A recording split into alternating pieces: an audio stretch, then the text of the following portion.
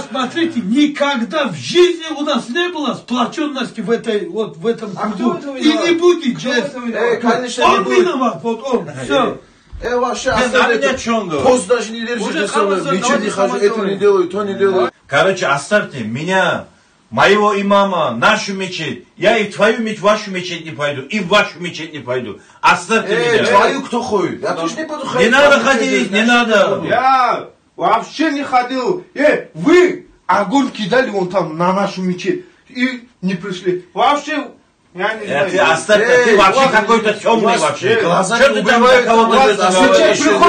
Оставь. Ты успокойся, успокойся.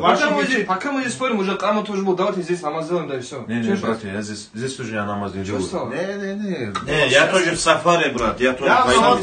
Салам алейкум, рахматуллахи баракату. Всевышний Аллах в Коране говорит смысл. Держитесь за верфь Аллаха и не разделяйтесь. Два брата в одном доме живут, один другой мечеть ходит, другой мечеть ходит. В одном доме двух братьев объединить не можем.